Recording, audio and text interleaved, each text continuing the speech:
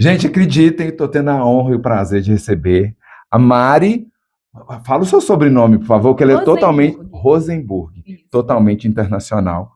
Ela vai falar de um método que eu estou completamente apaixonado, que é o método Respira. Então, deixa eu respirar primeiro. Peraí. Pelo que você me contou em off, é um método transformador.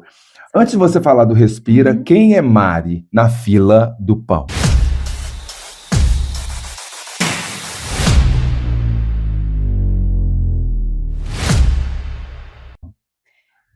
Adorei a fila do pão, porque eu venho da fila do pão. Meu Deus. Ai, para poder, né, explicar melhor o que é a fila do pão, é porque eu trabalhei, né, minha experiência de empresária, a maior parte dela veio de uma padaria, que era o meu negócio familiar, né? Então foram 33 anos dentro da padaria, na fila do pão. Então a Mari começou lá. Mas na fila do pão você era a dona da padaria. No caso, eu organizava a fila. Ótimo, excelente. Eu colocava moral na fila. Sim. Mas então você tem lugar de fala. Mas eu abraçava todo mundo também.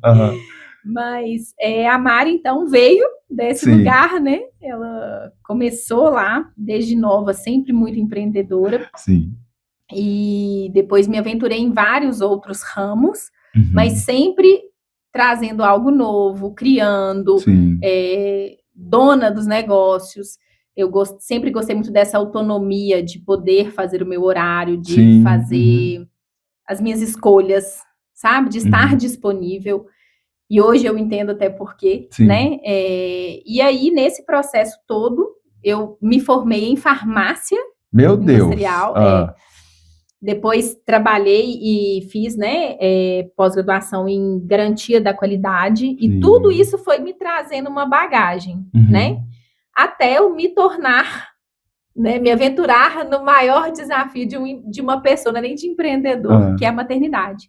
E quando veio a maternidade, eu me aventurei nessa experiência de ser mãe. E com ela vieram vários desafios, né? E o principal foi olhar para mim. Nesse momento, eu me apaixonei com o desenvolvimento pessoal. Porque você trabalhava intensamente dentro da padaria, o ramo dos negócios. E o que você sentiu como mulher, gerenciando o negócio, e depois meio que abrir mão desse negócio para ser mãe? Como é que foi essa transição? Na realidade, para ser bem clara, quando eu me tornei mãe, eu tinha 3 negócios. Então, eu tinha uma empresa minha, que era a Farfala, era uma loja de acessórios femininos. Eu tinha uma empresa com o meu marido, que é de cuidados ortopédicos, de podologia. Em 2 lugares, eu tinha em Itaúna e em Divinópolis, e tinha a empresa familiar, que era a padaria. Meu Deus! Né? Estávamos começando um outro braço dessa empresa, que era a cozinha industrial. Então, isso tudo eu conseguia administrar até vir a maternidade. Quando eu falei transição, eu sou empresária, mas também sou mãe. Então, eu vou ter que organizar esse universo. Porque agora eu não sou mulher, tem esses vários braços, vamos falar assim, mas agora eu sou mãe. Como é que foi isso? Eu acho que o maior baque que eu tive nesse momento, espero que não me entendam mal, né? Mas foi viver um amor que não era o amor idolatrado, aquela coisa de você vai ver o maior amor da sua vida se transforma, e realmente ela se transformou. Mas não foi aquele mar de rosas de início, porque muda tudo. Eu era uma pessoa extremamente controlada, eu previa isso, tal dia, na última semana eu posso vir para cá, na primeira eu tenho que estar ali. Então, minha vida era toda controlada. E quando veio um filho, você não controla mais. Eu tenho que estar ali para ele, né? Então, disponível. O meu maior desafio enquanto mulher e empresária foi lidar com a falta de controle que veio com a maternidade. Esse foi o maior desafio. E depois vieram alguns outros, mas assim, esse foi o principal para eu conseguir continuar dando conta de tudo que eu dava. E nesse momento, assim, eu comecei a fazer escolhas, né? A gente começa a ver, olha, isso aqui eu vou ter que sair, sim, isso aqui eu vou ter que terceirizar. Bom. E aí essa dinâmica, ela começa a trabalhar muito com a nossa cabeça. Sim. E trabalhar, assim, ela traz sombras, ela traz questões que a gente acha que Uma delas é a gente lidar com a necessidade de agradar tudo, né? Eu acho que a gente hoje, na sociedade que a gente vive, muito se cobra da mulher. Sim. E a mulher em si se cobra demais, né? Porque a gente tem que dar conta da casa, tem que dar conta do filho, tem que dar conta da carreira, tem que dar conta do marido, tem que dar conta da família toda. A maternidade fez com que você se visse. Me visse enquanto indivíduo. Sim. No meio desse turbilhão de gente, porque enquanto é só eu, e eu estou atendendo a essa dinâmica toda, né, da família, do trabalho, ok, mas de repente vem alguém que depende de mim demais. Literalmente. E aquele depender de mim aí me faz olhar para mim. Sim. E aí com ele nasce todas as minhas feridas da minha criança. Sim. Elas nascem não, né? Elas abrem, sim, né? E aí você precisa de olhar, porque a ferida não nasceu para ficar aberta ali doendo, né? Então a gente começa a olhar para ela para que ela possa cicatrizar, sim, né? Então a ideia é essa. E como é que foi? Foi doloroso olhar para você? Porque quando você tem um filho, quando você vê esse universo meio que bagunçado, de certa forma, você vai ter que organizar, né? Ele se desorganizou, você vai ser... Era organizado, você era uma pessoa extremamente organizada. Quando a criança nasce, de certa forma, desorganiza. E você tenta organizar de novo, sabendo que não pode organizar ele 100% com a criança. Não, né? Até hoje, né? Não tem jeito. E como é que foi isso? A vida falar com você, você vai ter que se reinventar, se reorganizar. Como é que foi? Como é que você colocou as coisas no eixo? Ou não colocou? Eu coloquei, mas assim, precisou de virar um caos para que eu pudesse olhar, né? E foi literalmente um caos que me fez chegar no desenvolvimento pessoal, porque eu fui procurar ajuda para o meu filho e eu encontrei para mim, porque era eu que precisava, porque o caos não era da estrutura, o caos era meu interno, porque eu sempre fui muito resiliente. E diante daquela situação da maternidade, eu vi que... Você achou que o problema era o seu filho? Eu achava que o problema era ele. Assim, quando eu fui olhar para mim mesma, ele já estava com 3 anos e meio. Então, assim, eu tive que falar assim, para. Né? Achava que o caos era dele, mas na realidade era meu. E foi aí que eu comecei a me enxergar como mulher dentro dessa dinâmica toda que se cobra de uma mulher. Aí você começou a respirar. Aí comecei a respirar. Por que essa palavra respira é tão poderosa? Toda vez que você fala em respira, seus olhinhos brilham e é um respira que ajuda a outra mulher também a não passar pelo que você passou ou se levantar, porque às vezes a vida dela bagunçou igual a sua e você quer ajudar essas mulheres. De uma forma bem prática, o respiro ele veio na minha vida de terminar com aquele ufa, venci o dia, que era caos, por ufa, hoje eu me escolho primeiro. Hoje eu me escolho primeiro. Então, respira é isso.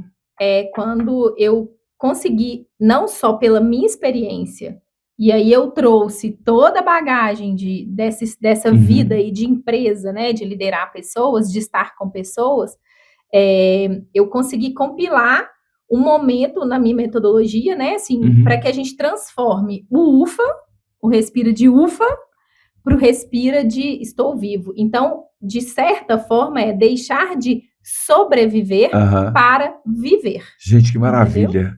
E tem um significado. Tem. Eu queria que você falasse para a gente. A metodologia Respira, ela, só dando uma pincelada, né? É isso, né? É a junção de ferramentas de gestão com ferramentas de desenvolvimento pessoal compiladas. Porque eu acredito que tudo vem da gente e a gente tem que ter uma intenção e tem que conseguir sustentar. Então, vamos lá. Tem que bancar. Tem que bancar. Eu adoro a palavra bancar. O Respira vamos lá, reconhecer e enxergar. né? A gente traz para aquilo, opa, peraí, onde eu tô, o que eu tô fazendo. É ver o caos. É ver o caos, ver a raiz do caos, Sim. né? É o re. Depois respira, o S, se posicionar, se responsabilizar, Sim. porque é quando eu falo assim, poxa, eu tenho a minha parcela de culpa ali, Sim. o que eu posso fazer, né? Então, é o respira, o posicionar e o influenciar. O posicionar é quando a gente realmente se posiciona, você toma um partido, você escolhe o que você quer fazer. E o influenciar é quando você traz essa influência para o meio. Poxa, o que eu posso influenciar aqui no meu meio, com o meu posicionamento? Isso com a minha mudança também, né? O Boal fala uma coisa interessante, nada mudou, eu mudei, então tudo mudou. O método Respira, então, pode ser, aquela mulher mudou e ela mudou aquelas pessoas que são ao seu retorno, ao seu entorno também, pode ser algo assim. Quando a gente muda algo, tudo muda, Sim, né? O mundo muda, sim. né? Então, é bem isso, assim. Então, o Pi vem de posicionar e inspirar, influenciar, depois respirar. É o R, que é de realizar, e o A de ancorar. Então, a gente vai para a parte prática, porque não adianta a gente só reconhecer o meu problema, a minha ferida. Eu preciso de fazer algo por aquilo. E aí, o fazer vem o realizar, que é a gente fazer um plano de ação, a gente colocar aquilo em prática. E o ancorar é a gente pegar um resultado e falar assim, poxa, eu consigo. Sim. Então, tem uma coisa muito importante que eu falo, inclusive agora está rodando um ciclo num grupo que eu tenho, que chama Respire e Assume, e eu trouxe isso para lá, que é, a gente não precisa de grandes mudanças. Porque o que sustenta uma grande mudança são pequenas atitudes. Então, a gente começar de forma pequena, fazendo um pouquinho todos os dias, mas de forma consistente. E o que seria isso na prática? Seria, por exemplo, a maior dificuldade da mulher é falar não. Porque a gente fala sim para o pai, sim para uma mãe, sim para o marido, sim para um filho, sim para um amigo, sim para um chefe, sim para o mundo. E a cada sim que a gente está falando para o outro, a gente está falando um não para nós. Sim. Né? Então, o falar não é muito difícil para uma mulher. Sim. E aí, por exemplo, eu falo assim, hoje o que você vai falar não para quem? Nossa! Porque eu ensino também a forma de falar não. Não é assim, ô Rony, hoje você pode buscar meu filho para mim? Não. Não é isso. O Respira, ele é amoroso. Sim. Então, assim, olha, hoje eu realmente não posso porque eu tenho um compromisso. Mas quando você precisar, me fala com algumas horas de antecedência. Super assertivo. Que aí eu consigo me organizar para poder te ajudar. Sim. Entendeu? Interessante. Então, assim, o Respira, ele engloba tudo. Não é só você se posicionar. Sim. É a forma que você vai se posicionar, né? Porque isso vai influenciar na pessoa. Sim. Então, eu vou trazendo algumas ferramentas e mostrando para elas, assim, o que não que você vai falar hoje. Sim. Tem uma técnica muito legal que eu até indico para as pessoas que não conseguem falar não, que é ir numa loja. Aí você pede para experimentar uma roupa, pede para ver um tanto de coisa. E depois fala assim, não, obrigado. Você não está dando esse exemplo, pelo amor de Deus. Os lojistas não fiquem com raiva de mim. Gente do céu, você vai ser odiada. Mas é um exercício poderoso. Porque, fala a verdade, você já teve dificuldade de falar não? Eu fui treinado para falar sempre sim. Então. Para minha família, para o outro, e não para mim.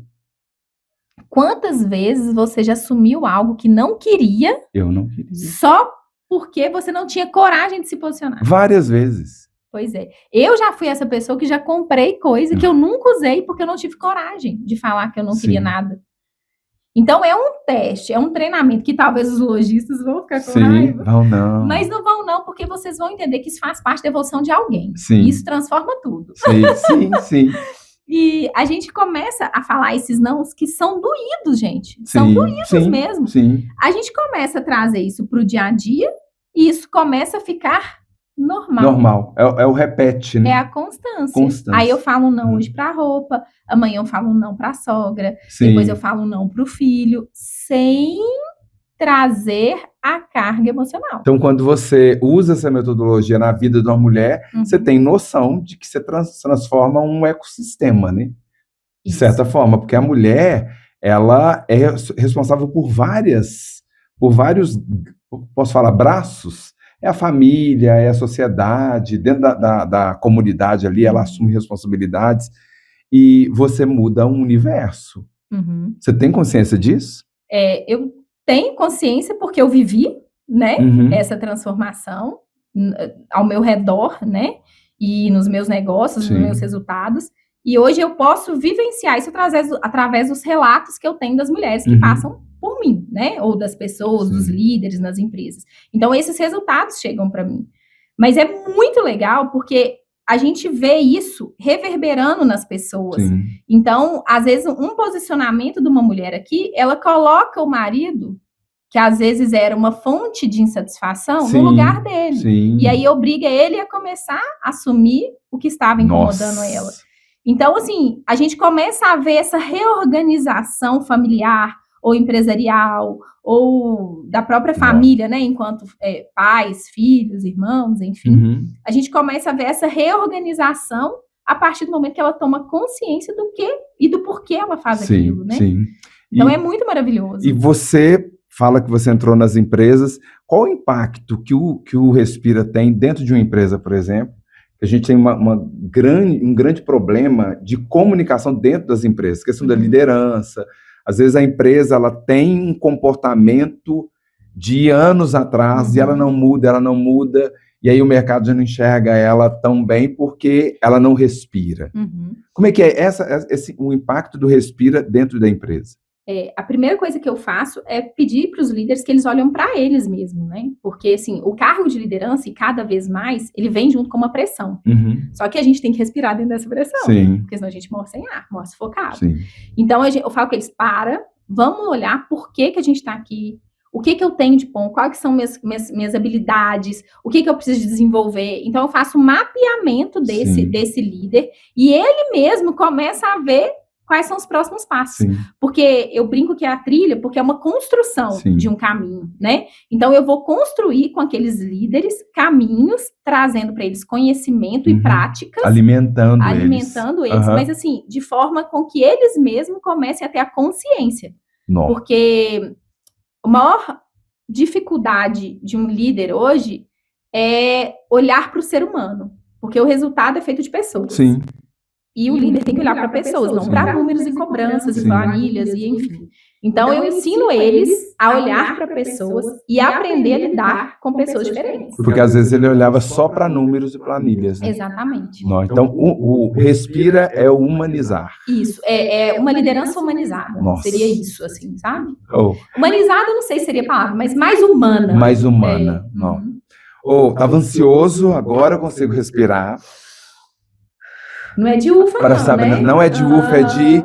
Ai, é de alívio. É de alívio, de saber que essa metodologia está ajudando muitas mulheres, está ajudando a liderança em empresas, porque cada vez mais a gente precisa, você falou humanizar, relações onde a gente olhe para o outro e vê que ele é um ser humano. E você falou uma coisa interessante que os resultados são feitos por humanos. E como eu estou tratando esse humano?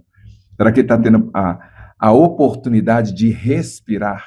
Agradecer a sua presença aqui hoje, tá? E volte sempre. Tá.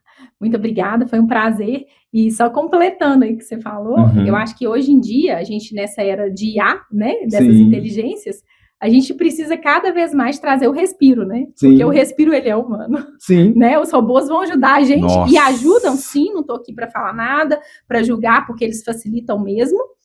Mas a gente precisa do coração batendo, né? Sim. E o coração está nas pessoas, e é isso que faz o meu coração bater, poder ver a mudança no outro, né? Assim, e acho que cada vez mais a gente tem que olhar para as pessoas antes de olhar os resultados, sim, e os números que elas trazem para nós, né?